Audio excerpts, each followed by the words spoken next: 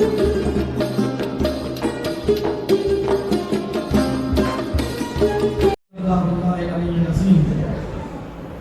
باللہ السمیع العلیم من الشیطان الرجیم بسم اللہ الرحمن الرحیم الحمدللہ رب العالمین بارئ الخلائق اجمعین باعث الانبیاء والمرسلین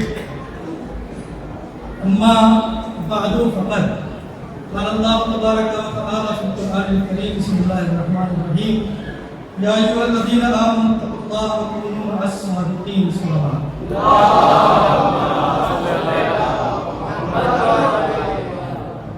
میں خود بہت دیر سے اس جملے کی فراق میں تھا کہ وقت کا خیال رکھیں، اختصار سے کام لیں، لہٰذا میں خود اختصار سے ہی پڑھا ہے۔ دوسرے مجھے احساس بھی ہے کہ تقریباً بریانی بھی 9 بجے ہی تیار ہو گئی تھی، ٹھنڈی نہ ہو جائے۔ ایسا میں ذمہ داری بڑھا دوں آپ کی، اٹھاؤ کیمرہ، تصویر کھینچ لو ان کی۔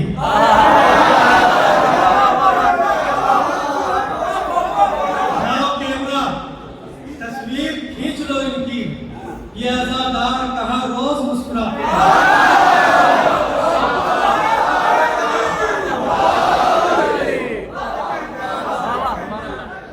اٹھاؤ کیمرہ، تصویر کھینچ لو ان کی۔ یہ عزادار کہاں روز مسکراتے ہیں۔ میرا حافظہ بڑا کمزور سا ہے، اس لیے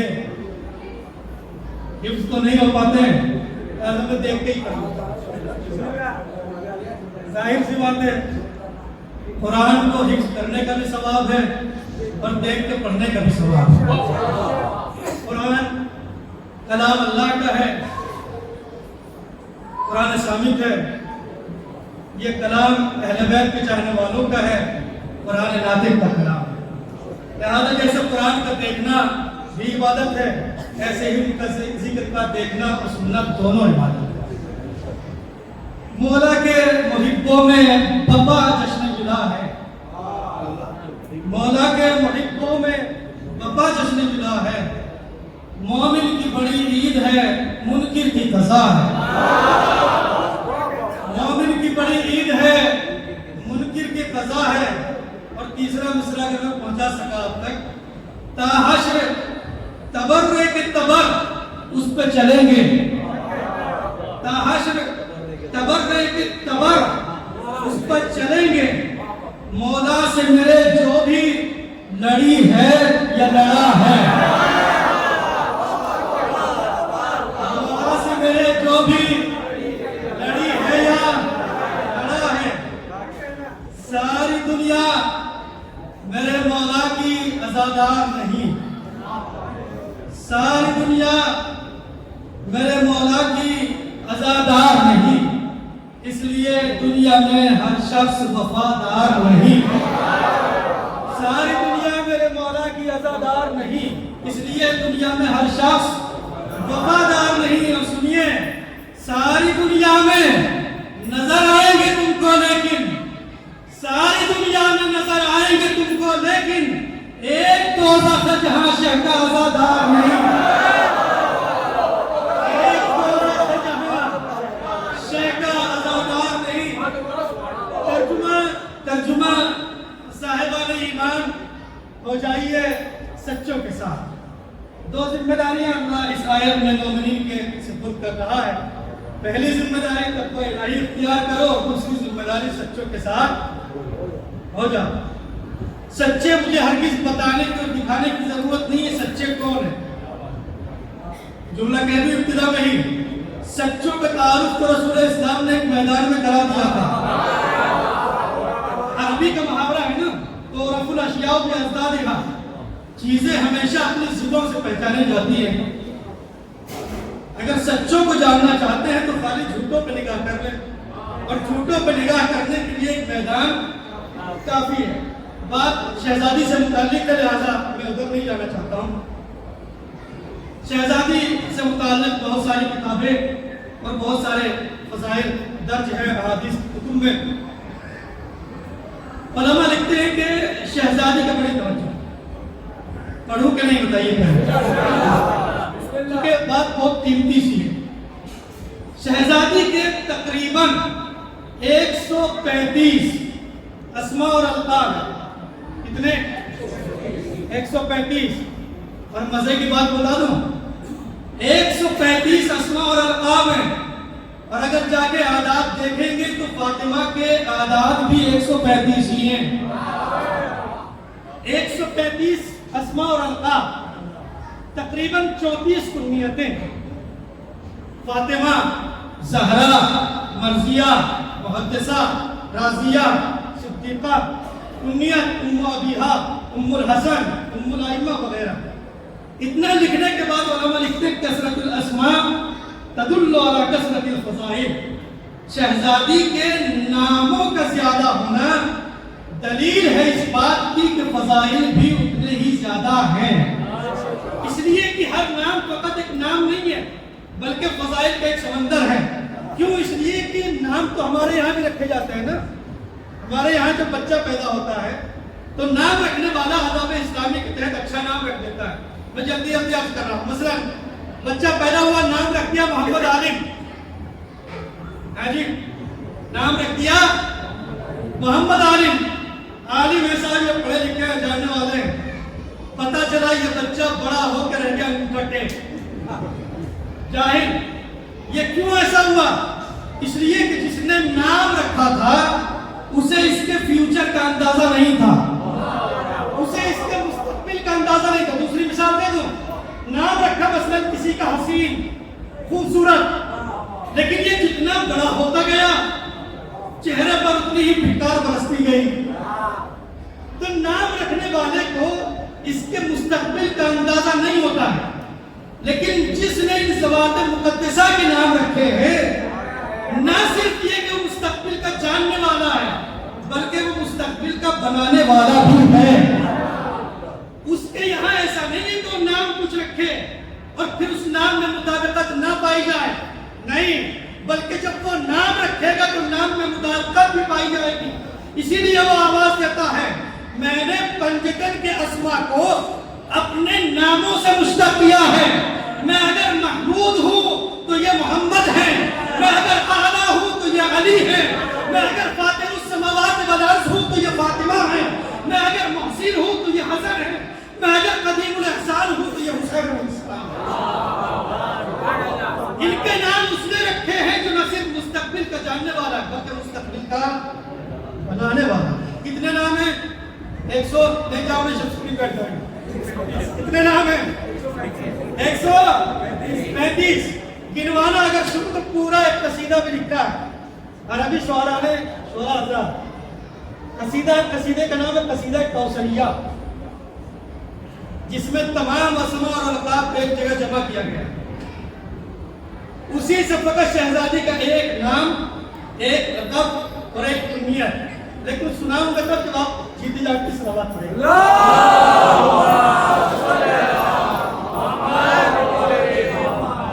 نام کیا ہے شہزادی کا؟ جی نام کیا ہے؟ ہاں، فاطمہ. فاطمہ فاطمہ اور بنا ہے فاطمہ. فاطمی، فاطمہ کہتے ہیں یعنی جدا کرنا، الگ کرنا. فاطمہ یعنی جدا کرنے والی. فاطمہ یعنی جدا کرنے والی.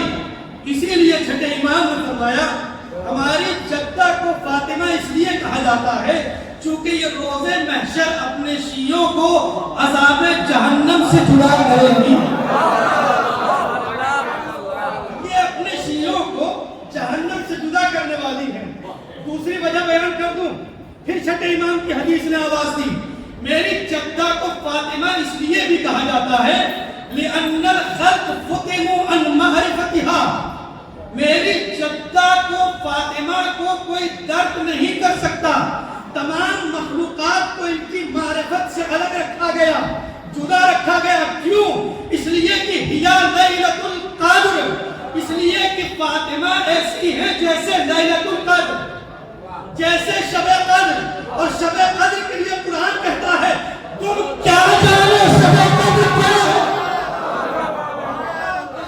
تم کیا جانو دوسرا لقب ہے، ایک لقب ہے شہزادی کا. جی کہاں گئے بلال صاحب؟ جی کل آپ کے اشعار میں شعر تھا کوئی، لوگوں نے القاب چرا لیے ہیں. صدیق اکبر مولائے کائنات کا لقب ہے. شہزادی کا ایک لقب ہے صدیقہ. کیا؟ صدیقہ. ترجمہ کیا کیا جاتا ہے صدیقہ کا؟ سچ بولنے والی. مولانا یہی ترجمہ ہے. ہاں لیکن تائید ہوگی میری بات میں، مجھے کوئی ڈر نہیں. سچ بولنے کے لیے عربی میں ایک لفظ ہے صادق.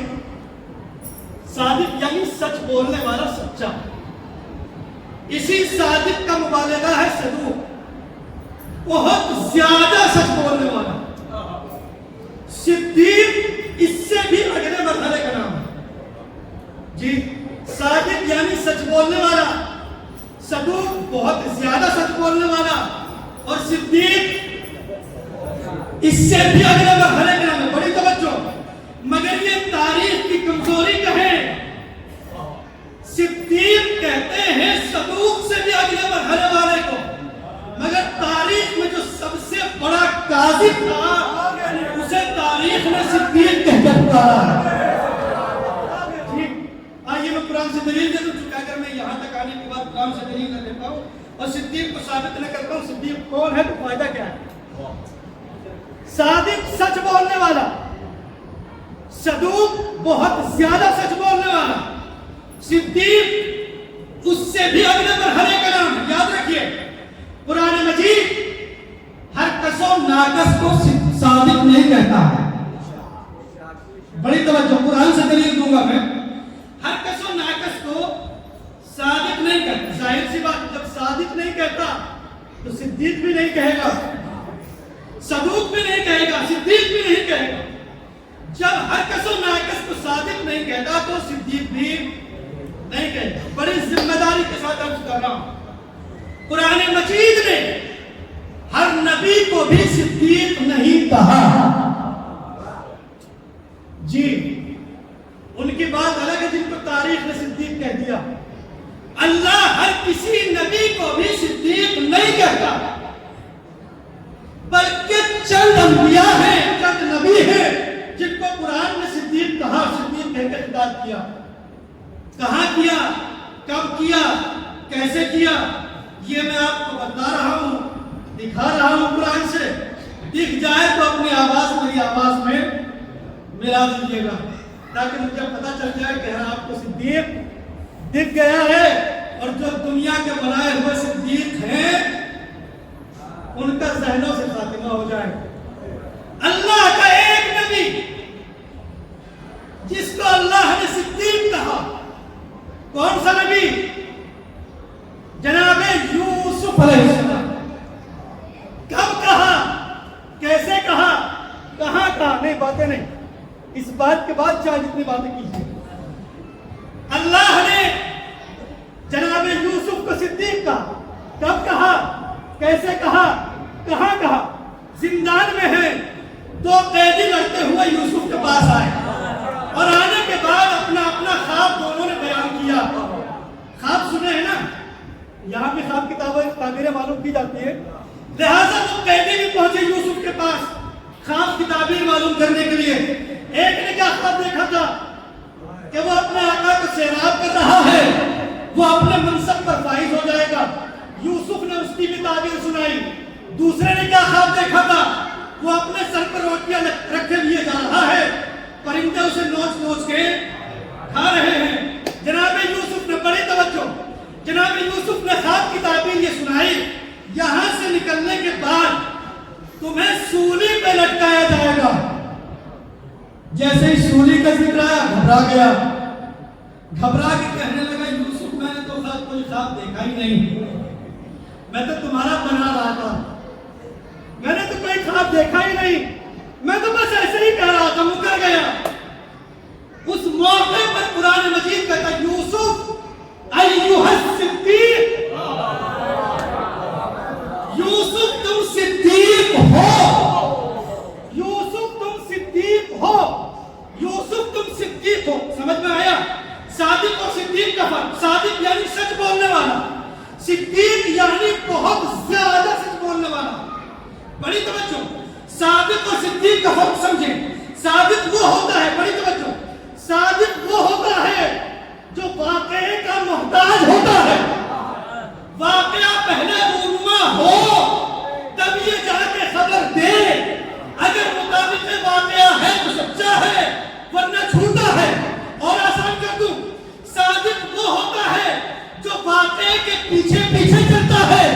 صدیق وہ ہوتا ہے جس کے پیچھے پیچھے واقعہ چلتا ہے, جس کے پیچھے پیچھے واقعہ چلتا ہے. بڑی توجہ, صدیق کی منزل سے میں آؤں گا. صدیقت ہے, صادق اور ہے, صدیق اور ہے. قرآن مجید نہ ہر کسی کو صادق کہتا ہے, نہ ہر کسی کو صدیق کہتا ہے. ظاہر سی بات ہے, جب صدیق قرآن کی نگاہ میں وہ ہے جو واقعے کا محتاج نہ ہو, واقعہ اس کے محتاج ہو.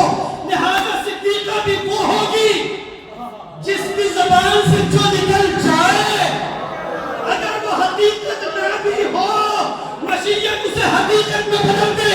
اور اگر اب بھی نہ دکھائی دیا ہو تو شب عید سیدہ کی زبان سے نکلا تھا. کپڑے گئے نہیں تھے درزی کے یہاں, نہیں گئے نہیں تھے, صدیقہ کی زبان پر آ گیا تھا. اگر واقعہ حقیقت نہیں بھی ہے تو مشیت اسے حقیقت میں بدل دیتی ہے. اور کمال کی بات یہ ہے, یہاں آنے کے بعد یہ نہیں کہہ سکتا میں زبان مجنت ہوں. ہاں جی, یہ یہیں پہ آیا ہے, کسی اور کے پاس بھی آیا تھا. رسول بھائی یہیں آیا, کسی اور کے پاس بھی آیا تھا, آیا تھا نا. سورہ مریم پڑھیے تو معلوم ہوگا. جیسے جناب مریم نے جب بیت المقدس میں تھی, کسی کا آنے کی آہٹ محسوس کی, تم کون ہو؟ میں نے آج تک کسی بشر کو نہیں دیکھا. ترجمہ پڑھا, آیت پڑھوں گا تو وقت ہو جائے گا. تم کون ہو؟ آنے والے کا انا رسول من ربک, میں تمہارے رب کا رسول ہوں. نہیں توجہ فرمائی آپ نے. ایک دروازہ ہے جس پہ آگے کہہ رہا ہے میں خیاط ہوں. ایک بیوی کے پاس آگے کہ میں تمہارے رب کا رسول ہوں. خیاط بڑا عہدہ ہے کہ رسول ہے نا, رسول. پوچھئے اس سے, بھئی جیسے وہاں جا کے کہہ رہا ہے کہ میں خیاط ہوں, ایسے ہی اس بیوی, یہ بھی تو بیوی بطول ہے نا جناب مریم بھی, یہاں آگے بھی کہو مجھے تمہارے رب نے بھیجا ہے, تمہارا غلام ہوں. مگر نہیں کہتا, آنے کے بعد کہتا میں رسول ہوں. اپنا عہدہ بتلا رہا ہے, منصب بتلا رہا ہے. عہدہ اور منصب یاد رکھیے, عہدہ اور منصب وہاں بتلایا جاتا ہے جہاں سامنے والے کو مرعوب کرنا ہو. عہدہ اور منصب وہاں بتلایا جاتا ہے جہاں سامنے والے کو مرعوب کرنا ہو. مریم کے پاس آیا تو آنے کے بعد کہتا ہے میں رسول ہوں, تمہیں بیٹا دینے کے لیے آیا ہوں. مگر یہی جو کرے سیدہ پر آیا, آنے کے بعد میں خیاط ہوں. جبریل وہاں گئے تو کہا رسول, یہاں آئے تو خیاط. کر نہیں جانتے اس در کا کمال یہی ہے, یہاں جو جتنا چھوٹا بن کے آتا ہے اتنا بڑا بنا دیا.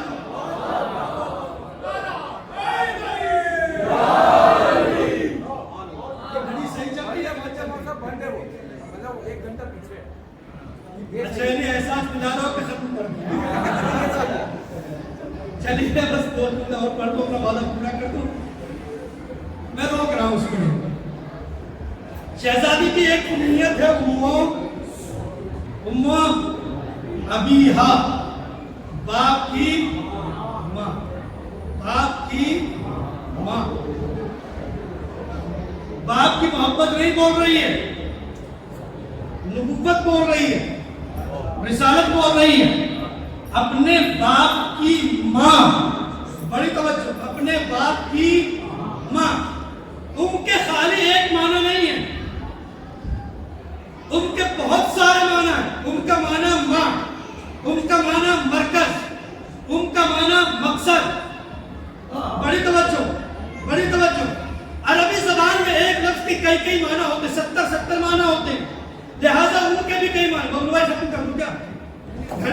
آپ نہیں دیکھیں گے تو ان کا کیا ہوگا؟ چلتا کے معنی مرکز، کے معنی مقصد، کے معنی ماں. بڑی توجہ ہو. عربی میں ایک لفظ کے 70 معنی ہیں، مگر ہر لفظ کی وجہ تسمیہ بھی ہوتی ہے. مثلا ید کو ید اس لیے کہا جاتا ہے، عربی میں ہاتھ کو کہتے ہیں ید. ید کو ید اس لیے کہا جاتا ہے دینے کا ذریعہ. چونکہ ہاتھ سے انسان دیتا ہے اس لیے ہاتھ کو عربی میں ید کہا جاتا ہے. چہرے کو وجہ کہا جاتا ہے. کیا؟ وجہ.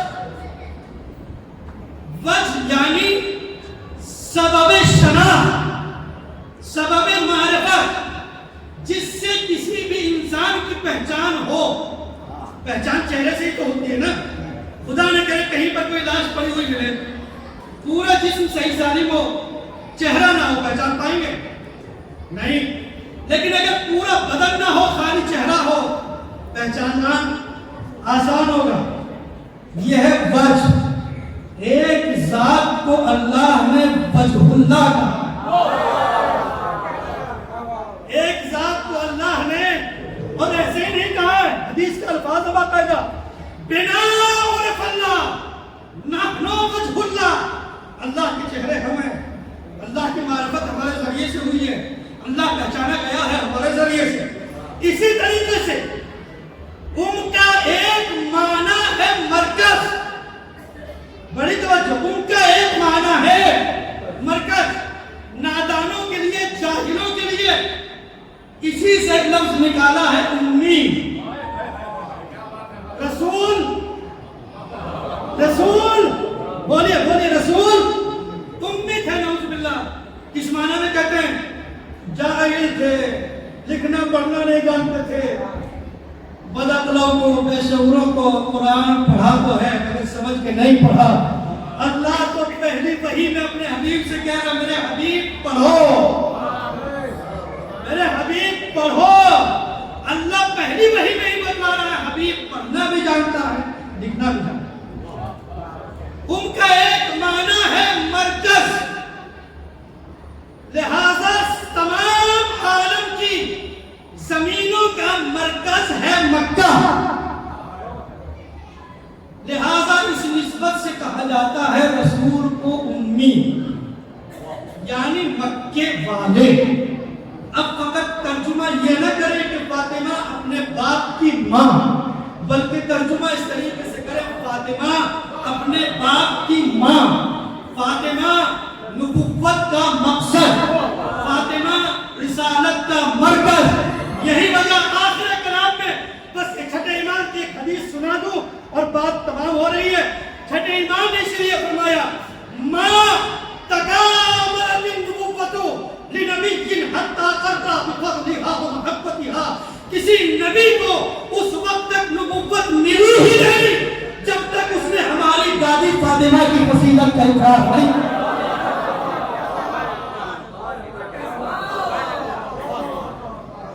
وآخر دعوانا الحمدللہ رب العالمین. الہی بحق زہرا وابیہا وبابلہا وبنیہا وسر المستودع فیہا پروردگار کی ذکر کو اپنی بارگاہ میں شرف قبول. جو مومنین و مومنات پریشان ہیں ان کی پریشانی کو دور فرما. جو بیمار ہیں شفاء کاملہ و عاجلہ عنایت. جو بے روزگار ہیں ان کو روزگار عنایت فرما. جو برسر روزگار ان کو روزگار میں خیر و برکت نصیب ہے. جو بے اولاد ہیں اولاد صالح ہیں. جو با اولاد ہیں ان کی اولاد کو نیک اعمال انجام دینے کی توفیق فرما. پروردگار ساری دعاؤں میں سب سے پہلی دعا اور سب سے آخری دعا یہ ہے دنیا میں زیارت امام حسین علیہ السلام، آخرت میں ان کی شفاعت نصیب فرما. حجت آخر کو ظہور میں تاجیل فرما. ہم سب کو اس لائق بنا ہمارا شمار امام کی سچے اور باقی امثال نہ ہو سکے. ربنا تقبل منا انک انت السمیع العلیم